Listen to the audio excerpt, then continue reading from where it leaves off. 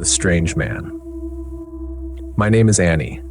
A few years ago, while I was still in college, I got a part-time job at a Starbucks tucked in a quiet area off the highway. I wasn't doing it just for extra money.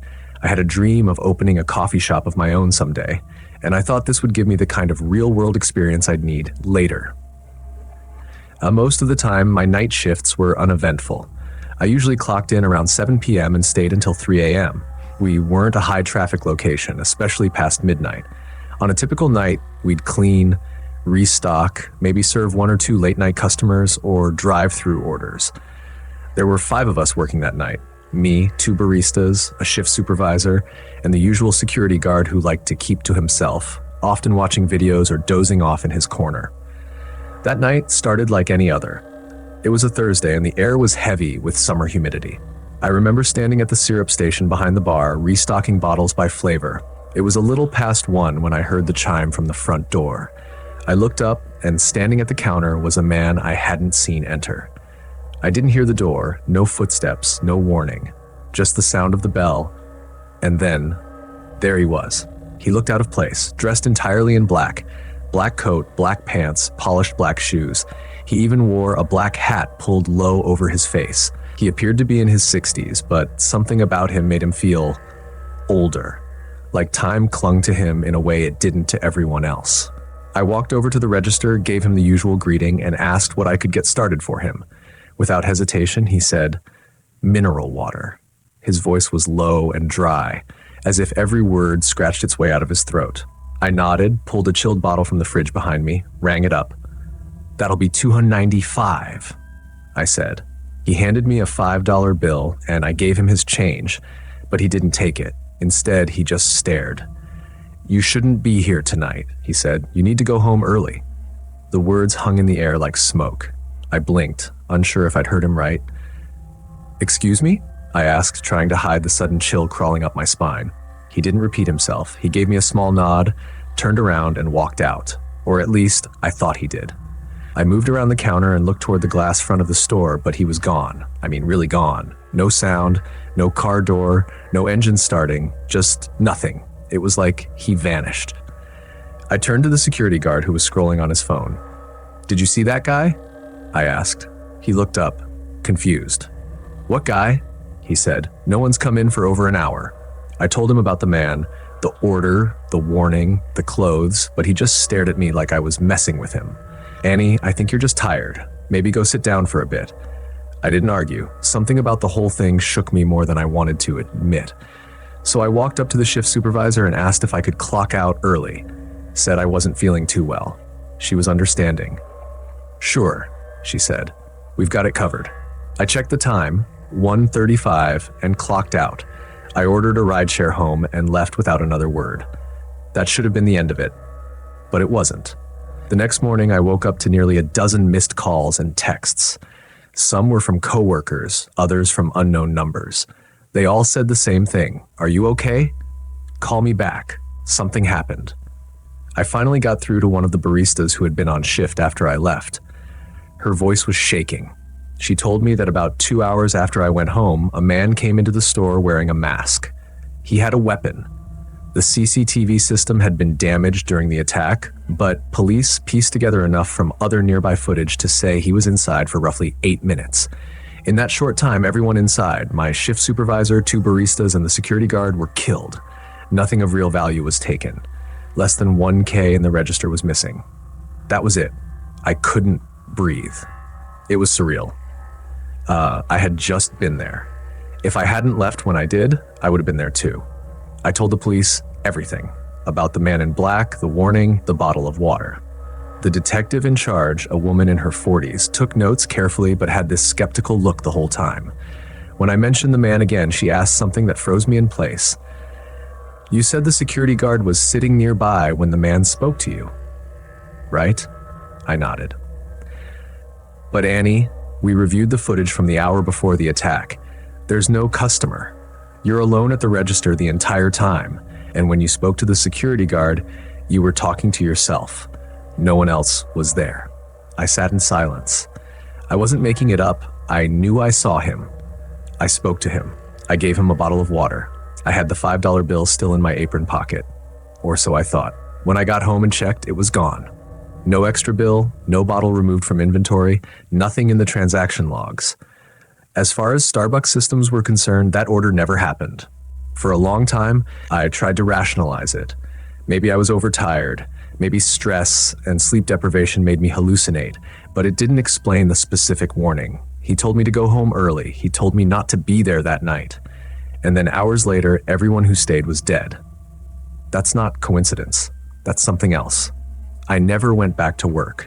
I couldn't. The branch was closed permanently. I transferred schools, dropped the job, and spent the next year in therapy. To this day, I don't talk about it much. It sounds crazy to most people, like I imagined it. But deep down, I know what I saw. I know what I felt. That man was real. And whatever he was, whoever he was, he saved my life. Every once in a while, I have dreams about that night. I see the man in black standing by the counter staring at me. Sometimes he speaks. Sometimes he just points to the clock. And sometimes I hear the chime of the front door, even though I'm alone. And I wake up gasping. I've stopped trying to explain it. I've accepted that there are things in this world we're not meant to understand, that sometimes warnings come in strange forms, that maybe, just maybe, someone or something wanted me to live. And to this day, whenever I pass a Starbucks late at night, I can't help but glance toward the entrance and wonder, is he still out there? Watching? Waiting? Looking for someone else to warn? The stoplight. I never thought working at a Starbucks could lead to something so strange, something I still can't fully explain. My name's Marco, and I was one of the early morning openers at this little Starbucks store tucked away on the edge of a quiet highway. Nothing special about the place, just a regular coffee shop where people came and went. Mostly commuters, night shift workers like me, and a few late-night wanderers. One particular morning, everything seemed perfectly normal. I showed up at the usual time, around 5 a.m., to get things ready for the day. The store wasn't busy yet, but the security guard, Tony, was already inside, sweeping the floors and wiping down tables. I hadn't seen him when I arrived because the back door was still locked, but he must have come early to get some cleaning done before opening. Tony was a quiet guy, a little older, always polite, and nobody ever thought much about him. Just your typical security guard who liked to keep busy. I waved to Tony as I unlocked the main door and stepped inside. "Morning, Tony," I said, heading toward the counter to start brewing coffee and restocking supplies. He gave me a nod and continued cleaning, his broom making a soft swish on the tile floor. The store smelled like freshly brewed espresso and warm milk, comforting and familiar. We didn't exchange much more than a few words because we both had our routines to follow. As I started setting up, my supervisor, Lisa, called me from the office to remind me that the schedule was tight that day, and we needed to open sharp at 6 a.m. I glanced at the clock. It was just about 5:45. Tony was still busy with his cleaning, methodical and silent. I grabbed some cups and started organizing the shelves. A little while later, Lisa came out to check the front entrance, making sure everything was ready for the first customers. She looked around and then frowned, turning to me. "Hey, Marco, where's Tony? I haven't seen him for a few minutes." I pointed toward the corner where the broom was leaning, but Tony was nowhere in sight. "He was just here cleaning," I said, feeling a little confused. "Maybe he stepped out for a bit?" Lisa shrugged, but nodded. "Okay, I'll give him a call." She pulled out her phone and dialed the number for Tony's cell, but there was no answer. We waited a few minutes, but still no response. Something felt off. Tony was never late, never missed a shift, and always kept his phone close. Just then, the phone on the counter rang. Lisa answered quickly, and after a brief conversation, her face turned pale. "It's Tony's wife," she said quietly, covering the receiver.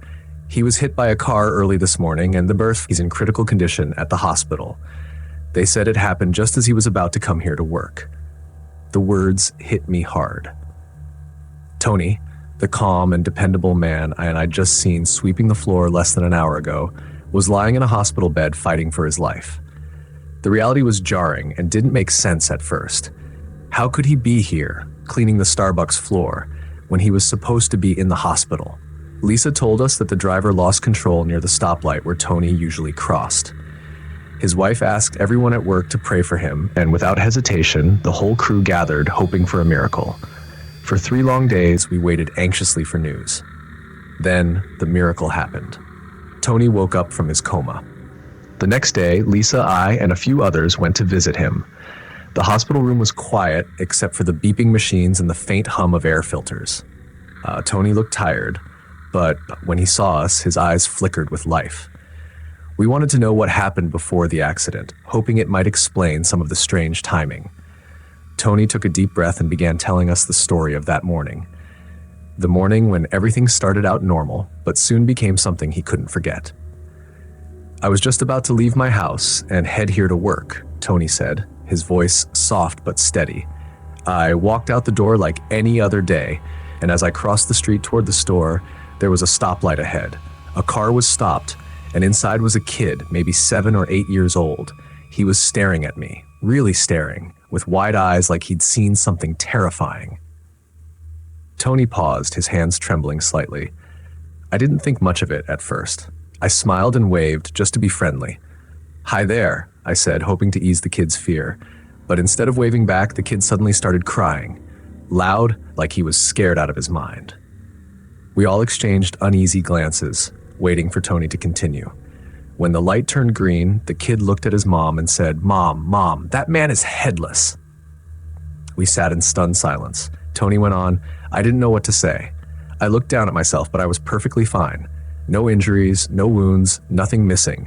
I shrugged it off as a kid's imagination or maybe a trick of the light. But then, right after that, the car behind me came out of nowhere. The driver must have lost control because the next thing I remember is waking up in the hospital." The room felt colder. None of us knew what to say. The thought that the kid saw something unnatural, something terrifying, stuck with all of us. Since that day, Tony has been recovering slowly.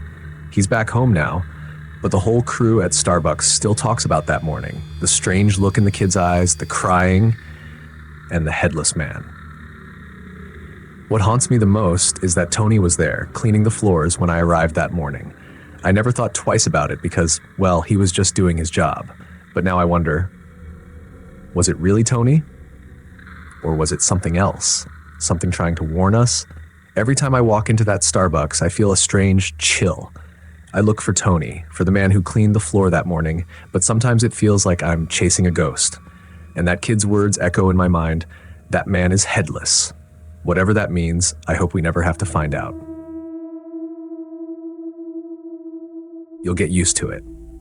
I've come across a lot of strange stories online, so I figured it's time I shared mine. My name is Aries, and I used to work as a barista at a Starbucks branch just outside the city. The job wasn't too demanding, and I actually enjoyed it. Every Sunday, 2 of us were scheduled for the graveyard shift, mostly to prep for the Monday rush. I usually clocked in at 11 p.m., and my teammate Flora came in at midnight to handle the drive-through window. I was used to quiet nights, but that one Sunday was different. It was my first time doing the late shift at this particular branch. Our shift lead warned us ahead of time that only the 2 of us would be on the floor, and that certain areas, like the back hallway and some storage corners, would remain dark since the lights there were motion censored. He said not to worry, the customer area and barista stations were well lit, and that we were trained for this. Still, something felt off.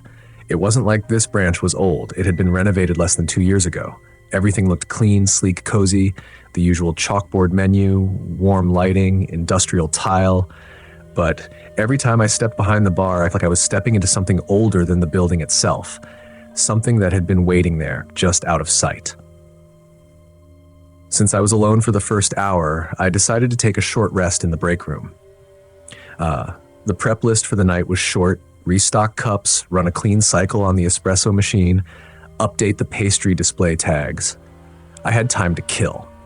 I propped my feet up on a crate of unopened syrup bottles, set a timer on my phone for 15 minutes, and leaned back on the break room couch.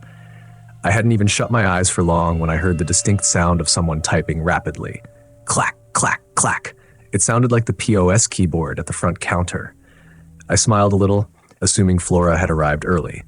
I thought maybe she was bored, checking the till, tapping in a fake order.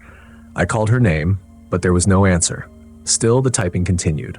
Something in me hesitated. It wasn't just the sound, it was the rhythm. Fast, almost angry. Not like someone checking a screen or entering a test order. It was relentless. I stood up, walked out of the break room, and followed the sound. As I got closer, the air felt heavier. That's when I realized I hadn't heard the front door open. Flora would have needed to badge in. No beeping, no chime, no footsteps. Just typing. The cafe lights were still dimmed for close, with only the low glows under the bar illuminating the space. I crept behind the counter, my shoes silent on the non-slip mat, and then I saw her. Sitting there at the POS system was a woman. She was dressed in the same green apron, black cap, and khaki pants as me. Her back was turned, fingers flying across the keys. At first, I thought it was Flora until I noticed the pale skin, almost gray under the harsh fluorescent lights, and hair tied the exact same way I wore mine. It was like I was looking at myself. She didn't acknowledge me, didn't pause, just kept typing. Her hands moved too fast, unnaturally fast. I couldn't even see the tops of her fingers, just the blur of motion and the loud, deliberate sound of keys being struck. I couldn't move, couldn't speak. My mouth had gone dry. Something in my chest told me that this was wrong. Not just scary, not just strange, but wrong in a way my body instinctively understood. Then, as if sensing me, she slowly turned her head over her shoulder and smiled. Her eyes were fully white, empty. Her grin looked forced, stretched too wide for a human face.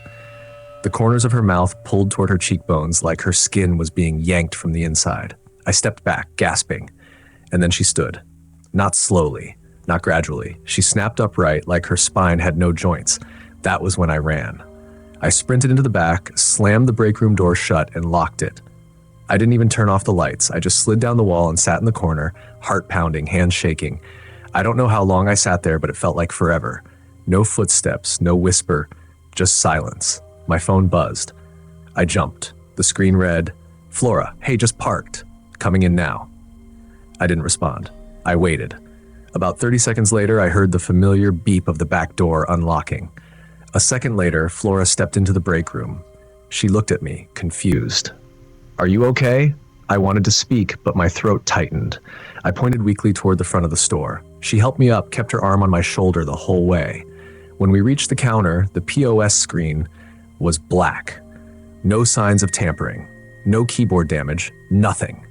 I asked her to check the cameras. We had a new system, motion-triggered recordings uploaded to cloud storage. She pulled up the file from 11 to 12. The footage from the front counter? Static. Exactly from 11:12 to 11:59.